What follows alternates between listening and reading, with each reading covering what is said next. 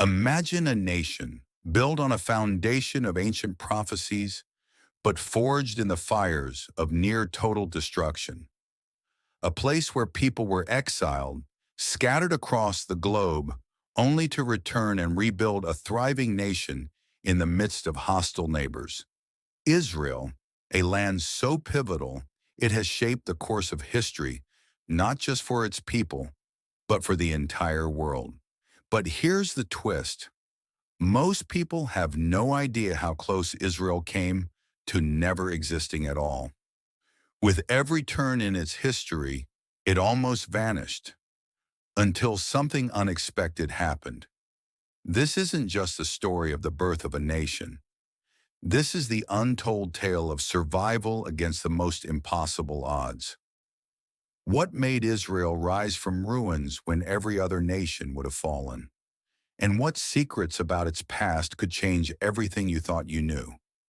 Stay with me, because you won't believe the shocking truth behind Israel's creation and the extraordinary forces that shaped its destiny. Thank you, their viewer. Only 15% of our viewers have subscribed.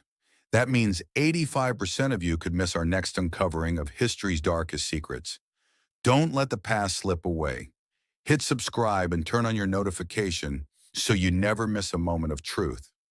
After all, who wants to be the one left out when we're revealing the skeletons in history's closet? Israel, a nation that, against all odds, defied history itself. What if I told you that Israel's very existence almost didn't happen? A land steeped in religious history where ancient prophets predicted its birth. But what if those prophecies were more than just myth? What if they were manipulated into becoming reality? Israel's creation wasn't a peaceful dream fulfilled. It was the result of covert alliances, intense international manipulation, and even betrayals that the world has never fully understood. Welcome to a journey that will expose secrets that will change how you think about Israel's rise to power. From the very beginning, Israel was a land bound by prophecy, a land destined for greatness or destruction. But what if these prophecies were manipulated? The most famous of these predictions came from Abraham, but were his promises of a promised land actually based on geopolitical manipulations that we've yet to truly uncover? King David united the tribes, but how many of you know that his reign and the creation of Jerusalem was actually a political maneuver to consolidate power over rival territories? David's unification wasn't divine. It was strategic conquest that changed the course of the region. And the secrets of David's kingdom? They're buried under the ruins, but the truth about how Israel was truly born might shock you. Israel's rise wasn't destined to last. The kingdom of Israel fell, and its people were exiled, scattered across the globe for centuries. The loss of the first temple wasn't just a religious tragedy. It was a deliberate destruction of a power center by the Babylonians, but it wasn't just their doing. What if the destruction of the first temple was actually a calculated move by surrounding empires, using the Babylonians as pawns? Did they see Israel's unification as a threat to their geopolitical ambitions? And as Israel was exiled, the spiritual legacy of the nation wasn't just passed down as a myth. It was weaponized, playing a significant role in the reemergence of Israel centuries later. But how did this happen? Fast forward to the late 1800s, and the stage was set for Israel's dramatic return, though it wasn't the return many believed it to be. The Zionist movement led by Theodore Herzl sought to create a homeland, but the British Empire, having their own interests in the region, strategically backed the plan. Was it truly about reclaiming the promised land, or was it part of a larger imperial game?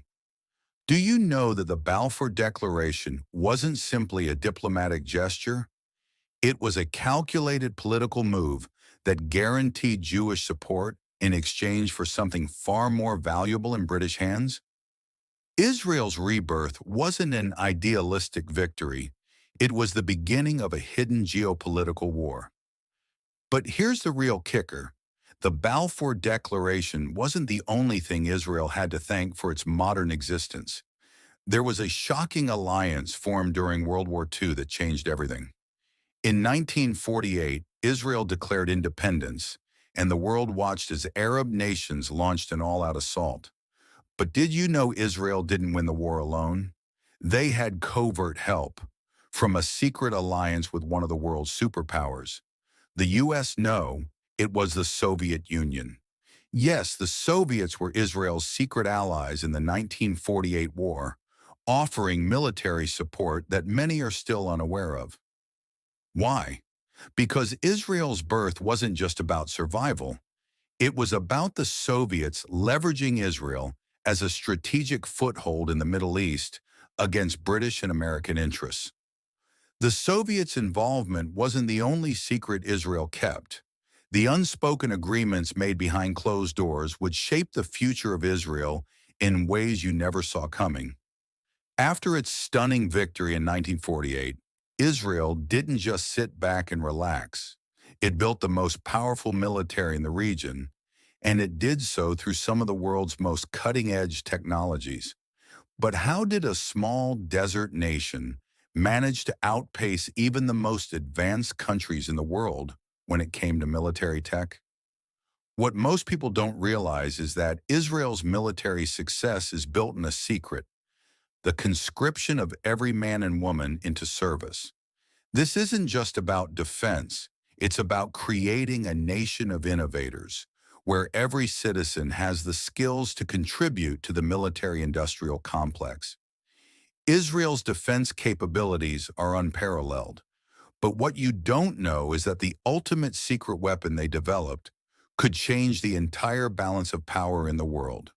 Israel's journey is a story of survival, betrayal, hidden alliances, and unexpected power plays. A tiny nation, surrounded by enemies, not just fighting for existence, but shaping the future.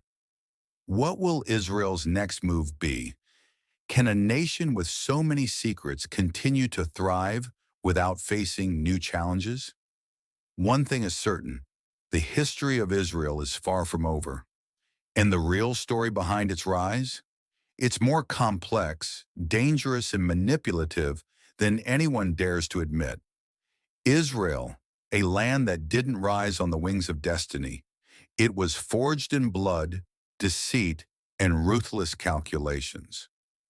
But what if I told you Israel's birth was nothing like the story you've been told? What if its rise to power was built on hidden alliances, divine manipulation, and betrayals so deep they've been buried for centuries? This land where the Bible's most famous stories originated was not the peaceful birthplace of faith we imagine. The truth is darker and far more complex. Let's start with King David, the heroic leader, the slayer of giants. But what if I told you that David's legendary victory over Goliath wasn't the real story? His rise wasn't just about faith. David's success wasn't divine intervention. It was a calculated power grab. Israel wasn't born from unity. It was born from brutal conquest. David didn't just unify the tribes. He did it through manipulation, intimidation, and the elimination of rivals. Those mighty men of valor you've heard about, they were not only his closest allies, they were his personal army, used to secure control over a fractured, divided land. But David's unification would be short-lived. What happened after his reign? Was his successor, Solomon, really the wise king we've been told about? Or was he manipulated by even darker forces? Solomon, David's son, built the grand first temple, a monument that still stands in the hearts of millions. But what if the true story of Solomon's reign wasn't about wisdom? What if it was about the price he paid for survival? Solomon was not the simple wise ruler we've been taught to admire. His alliances with foreign powers like Egypt and Tyre weren't just diplomatic gestures. They were desperate moves made to protect his fragile kingdom from neighboring empires looking to invade. His wealth and influence didn't come just from his wisdom. It came from strategic exploitation of the political chaos surrounding him. Solomon's greatest secret: he traded Israel's soul for security, making dangerous deals that would ultimately divide the kingdom. And when Solomon died, those deals would unravel, leading to a catastrophic split, one that would tear Israel apart. But what happened next? Could the kingdom survive the inevitable collapse? Israel's kingdom didn't just collapse, it was deliberately destroyed. You've heard of the Assyrians wiping out the northern kingdom of Israel, but there's something they don't tell you. The northern tribes, lost to history, didn't just disappear. They were sacrificed by the leaders in Judah as part of a desperate political move to preserve their own power. Was Israel's fall inevitable, or was it a calculated act of treachery? Were the northern tribes wiped out by foreign forces, or were they abandoned by their own people to save the southern kingdom of Judah? And the most shocking part? The Babylonian exile wasn't just a punishment. It was part of a larger, hidden plan that would secure the survival of the few at the cost of the many. But who were the true architects of this plan? Fast forward to the early 1900s. The world had changed, and so had Israel's destiny. Enter the Zionist movement, a dream to reclaim a homeland. But the real story goes beyond Herzl and the Balfour Declaration. What most people don't know is that the British Empire didn't support Zionism out of sympathy. They used it as part of a geopolitical chess game during World War I, hoping to secure Jewish influence for their own survival in the Middle East. The truth? The Balfour Declaration wasn't just a stroke of goodwill. It was a calculated trade designed to buy favor and leverage. The British weren't trying to give the Jews a homeland. They were setting up a time bomb, knowing the land would be contested and that conflict would be inevitable. And when the State of Israel was declared in 1948, it wasn't just a victory, it was the result of a calculated betrayal of both the Arabs and the Jews, manipulating both sides for strategic gain. Israel's creation wasn't an isolated event. It was part of a much larger, darker global struggle. But could Israel survive what was about to come? The real test was yet to come.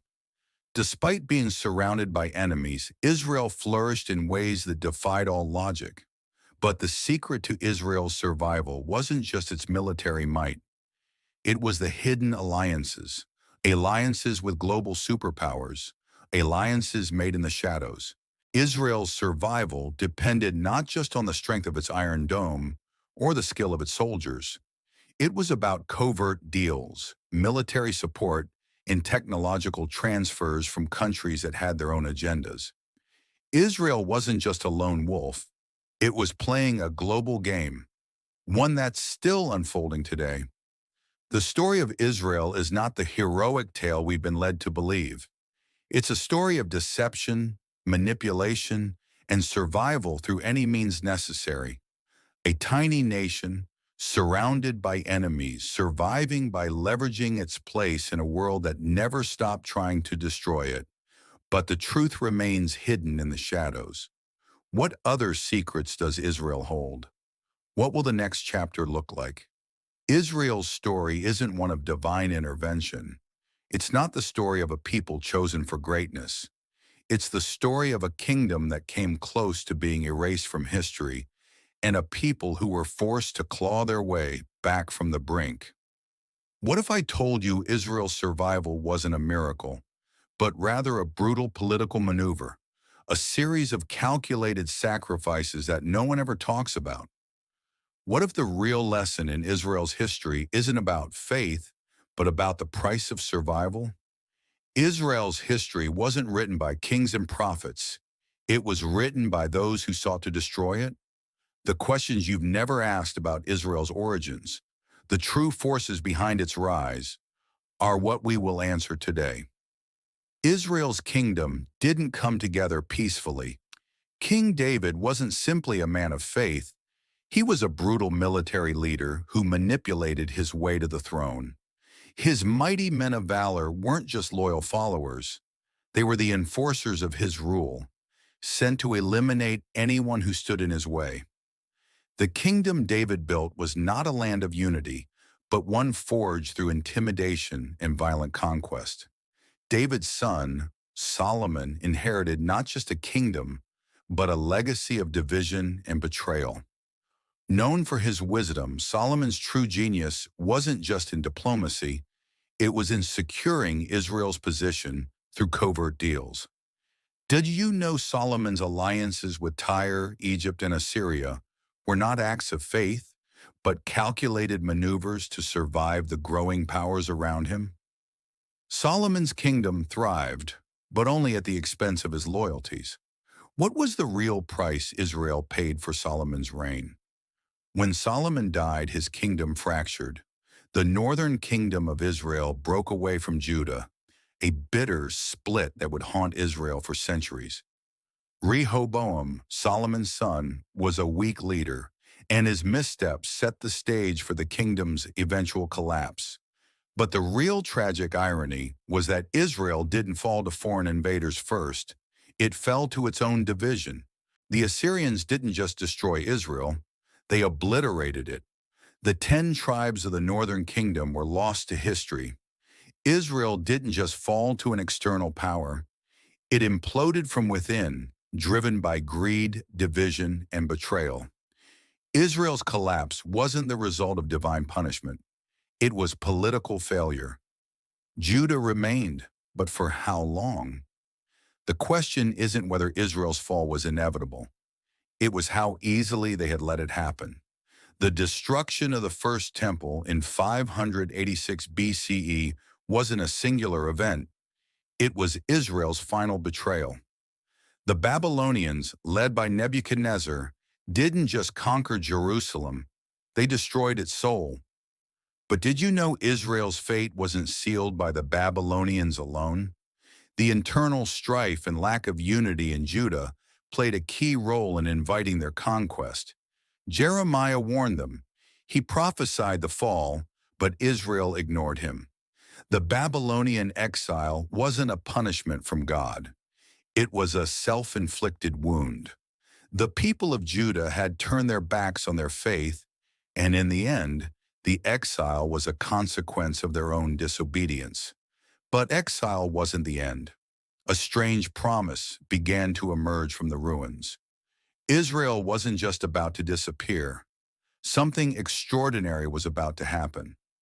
Cyrus the Great would play a role in Israel's resurrection, but his involvement would expose a shocking truth. Enter Cyrus the Great, king of Persia. Israel's prophetic return wasn't the result of divine mercy. It was part of a grand geopolitical move.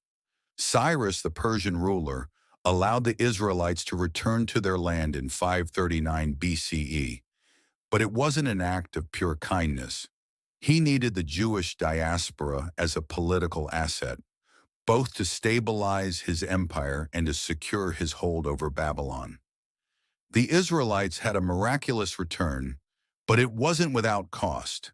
They were back in the land, but under foreign rule. They weren't truly free. They were merely pawns in a larger power game. But how would they survive under foreign dominance? And what would the restoration of the Second Temple truly mean for a nation once again controlled by the whims of empires? The Second Temple wasn't just a monument to God, it was a symbol of Israel's survival. But let's be clear, the temple didn't just rise from the ashes of destruction. It was built in the backs of exiles, living under the thumb of foreign rulers. The Israelites rebuilt their faith and their identity, but it came with a price. The prophecies of hope were not just religious, they were also a political tool, used by those in power to control the people's spirit and momentum. Restoration didn't mean freedom. Israel's survival was always about compromise and bargaining for just enough to keep going.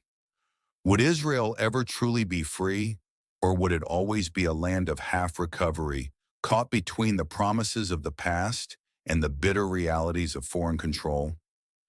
Israel's journey from destruction to restoration isn't a simple tale of divine providence. It's a story of survival by any means necessary. Israel's history proves that sometimes, to rise, you must first fall, and that the path to survival is often paved with compromise, betrayal, and calculated alliances.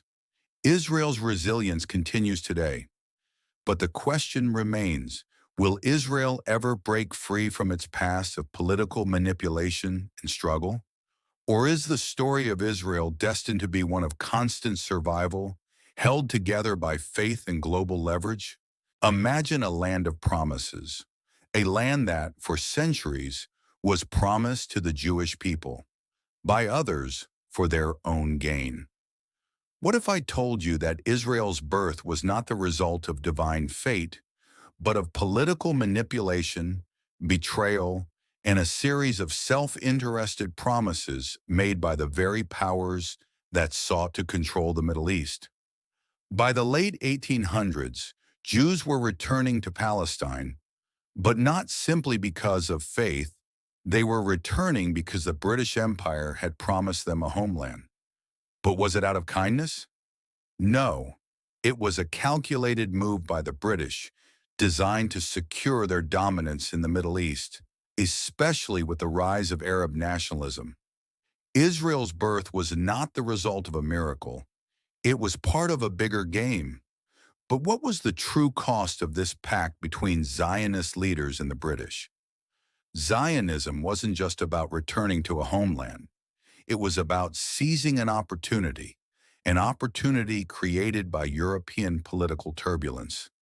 As the Jewish people faced increasing anti-Semitism in Eastern Europe, the idea of a Jewish state became more than just a vision. It became a desperate solution. But the question is, what was really driving the Zionist movement? Was it simply to save the Jewish people, or was it a well-calculated response to the shifting powers of Europe, with Herzl positioning himself as a political broker, playing the game of empires to secure a homeland? The return to Palestine wasn't as simple as finding a peaceful homeland. It was a political chess game. The Jews weren't just returning to the land. They were competing with other nations and empires for control over the region. But no one could have predicted how this game would turn into the greatest conflict of the century. The real challenge wasn't going to be Arab resistance. It was British double-dealing and an unexpected force of betrayal that would soon alter the course of history forever. In 1917, the Balfour Declaration was issued, officially supporting the idea of a Jewish national home in Palestine. But here's the real kicker. The British didn't give this away freely. They had ulterior motives. Britain was in the midst of a global war and needed support from Jewish communities, particularly in the United States and Russia, to tip the balance in their favor. The British were playing a dangerous game, promising the Jews a homeland while also promising the Arabs independence. This double cross would ignite Arab resentment and set the stage for decades of tension. The question remains, was Britain's support for a Jewish homeland genuine? Or was it a calculated move to manipulate both Jews and Arabs for imperial gain? But what the world didn't know was that the Balfour Declaration was just the beginning of a deeper, darker plot, a plot that would lead to Israel's creation and the birth of a never-ending conflict. By 1947, the British Empire was on the verge of collapse in the region. The United Nations proposed a partition plan to divide Palestine between Jews and Arabs, giving the Jews a state, but leaving the Arab population with far less land than they had historically controlled. The Jewish leadership, desperate for statehood, accepted the plan, but the Arab response was clear: rejection. Here's the shocker. The Jewish leaders knew this plan would ignite war, but the Zionist leadership was ready to gamble. They were determined to establish a state no matter the cost. And what they didn't count on? The Palestinian Arab population wouldn't just resist, they would fight back. The plan was voted on, and Israel was born. But would it survive the onslaught of surrounding Arab nations?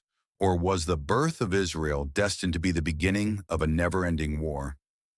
The declaration of the State of Israel on May 14, 1948, was met with immediate war. The Arab states attacked Israel from all sides, determined to crush the newborn state. But what many don't know is that Israel's victory wasn't just by sheer force, it was a combination of tactical brilliance, foreign alliances, and covert military aid from unexpected sources. Israel's survival in those first few days wasn't just luck. It was a product of strategic deception and covert military support from Eastern European and Soviet-backed nations, who saw Israel as a counterbalance to British and American influence in the region. But those alliances were built on fragile ground, and they would eventually lead to Israel's deeper entanglement in Cold War politics. Israel's victory in the War of Independence was just the beginning. The real question now, could Israel keep its independence, or would it fall victim to the same betrayal that had plagued it for centuries? The birth of modern Israel was not a miracle. It was the result of decades of strategic manipulation, betrayals, and compromises that no one could have predicted. But despite all of this, Israel did not only survive, it thrived, becoming one of the most powerful nations in the region. But Israel's story is far from finished. The conflict between Israelis and Arabs continues to this day, driven by the same unresolved questions of land, identity, and survival. Can peace ever be achieved, or will Israel's birth always be marked by the shadow of conflict? Israel, a nation that shouldn't have survived, born from conflict, surrounded by enemies, and faced with constant existential threats, Israel transformed from a fragile state into a global powerhouse. But here's the twist.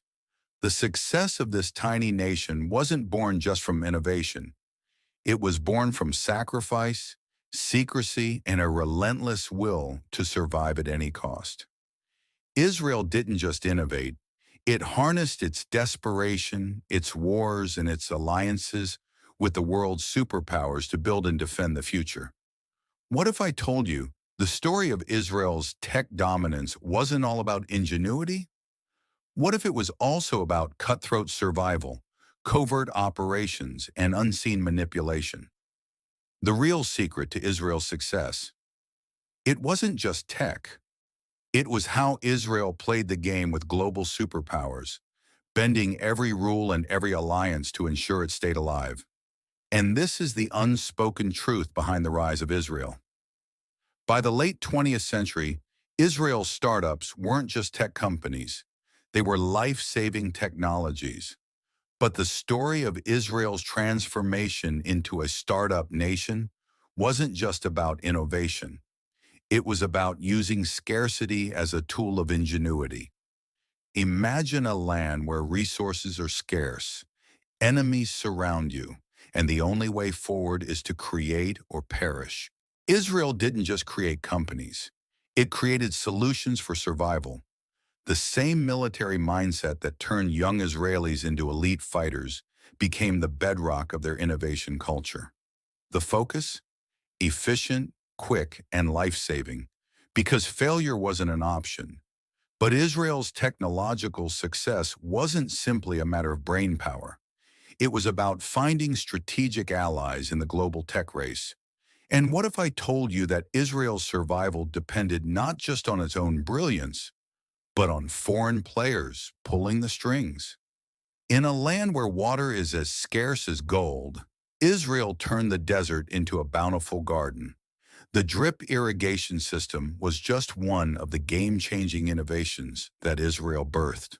But what most don't realize is that these inventions weren't born from pure ingenuity alone. They were a response to the imminent collapse Israel feared it would face without them. Israel's agricultural innovation became the model for the rest of the world, but it was built on the fear of running out of water and food. Every new development, from water desalination to advanced farming techniques, was a race against time to turn Israel from a survival state into a thriving nation. Israel's military and agricultural prowess didn't come in isolation. It was the world's partnerships and secret deals that enabled them to outpace their competitors. But the real game changer, it came when Israel decided to leverage its military intelligence to solve global problems. While Israel was building its startups, it was also building its defenses, and both were intertwined. The Iron Dome, the world's most advanced missile defense system, wasn't just about military dominance, it was about ensuring Israel's survival at a global level. But the true secret behind Israel's military technology, it wasn't just about fighting, it was about strategic manipulation and alliances with global tech powers. Israel's cybersecurity wasn't just a product of military need, it was a global tool. Through covert operations and partnerships with powerful nations, Israel became the leader in cyber defense, shaping the future of global security and dominating both the battlefield and the digital front lines. Israel's technological success, military dominance, and cybersecurity prowess weren't built in a vacuum. They were shaped by hidden alliances, covert missions, and an unrelenting will to survive. But what if Israel's biggest innovation wasn't in its tech? It was in how it manipulated global power dynamics to ensure its survival. Israel's rise from a small, beleaguered nation to a global tech giant wasn't just about brilliance. It was about survival. It was about adapting, strategizing, and never letting its small size become its weakness. Israel didn't just innovate out of necessity, it mastered the game of geopolitics, alliances, and technology, turning its enemies into resources and its weaknesses into strengths. The question is, could the same tactics of resilience, ingenuity, and manipulation work for you in your own life? How can you turn the challenges you face into the opportunity for greatness? Do you believe Israel's success was built on its tech alone, or was it a masterful game of survival played on a global scale? Let us know what you think in the comments and subscribe for more hidden truths about how nations rise and fall. Israel, a country shaped by survival, secrets, and an undying will to exist. But what if I told you that Israel's modern success wasn't just about high-tech startups or military prowess? It's about a secret war fought on the global stage, a series of covert deals that no one talks about, a nation built on contradictions, peace efforts on one hand, and shadowy alliances on the other. Israel's diversity isn't just a point of pride, it's the heart of its struggle, a land where faiths compete and coexist, but where political interests often manipulate every decision. Israel's story is not one of easy victories. It's a web of power struggles, hidden alliances, and compromises that keep it from falling apart. What if the peace talks you've heard about aren't about peace at all, but about securing Israel's survival in a region that refuses to let it exist? How far are Israel's leaders willing to go to protect their nation? And what are they sacrificing in the process? Israel's greatest strength, its diversity, is also its greatest challenge. A country where Jews, Muslims, Christians, and Druze live together, but are divided by more than just religion. Israel's identity is constantly being redefined, not just by external forces, but by its very citizens, each vying for power, representation, and equality. But here's the real story. Arab Israelis, citizens of Israel, are fighting for their right to be heard. They make up 20% of the population, but they are often treated as second-class citizens. While the Israeli government celebrates its democratic values, How democratic is a state that still segregates its people by religion and ethnicity? Could Israel's internal divisions lead to a civil war in the future? What if Israel's greatest threat doesn't come from its Arab neighbors, but from its own citizens? Could the nation that was born out of survival tear itself apart from within? Israel's peace efforts are often hailed as monumental. Oslo, Camp David, and more recently, the Abraham Accords. But behind these headlines lies a darker truth. Peace is a mirage, and Israel's diplomatic efforts are often a strategic calculation rather than an act of goodwill. What if I told you that some of Israel's most celebrated peace agreements were actually just tactical moves to secure its borders and military strength? What if Israel's government, in its quest for peace, is actually playing the longest game of survival in the history of the region? Can Israel ever truly reach peace? Or is it locked in a political chess game where the real winner is not the one who makes peace, but the one who survives the longest? Israel's role in the world today is not just defined by its own actions, but by its strategic alliances with global superpowers. The question remains, how much of Israel's power is truly its own, and how much is a product of its relationship with the United States and other world powers?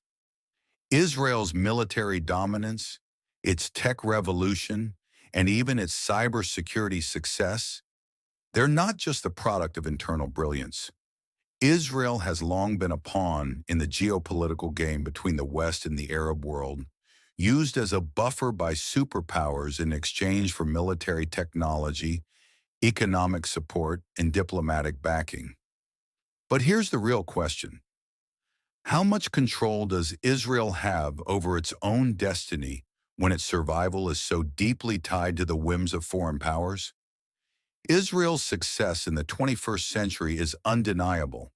It's a nation defined by resilience, technology, and innovation. But Israel's story is still unfolding.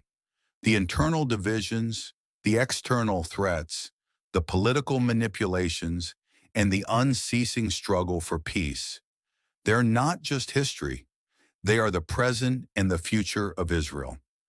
In the end, Israel's greatest challenge may not be war, nor foreign alliances, but finding a way to reconcile its diverse voices and create a future where its people can live together, not just survive.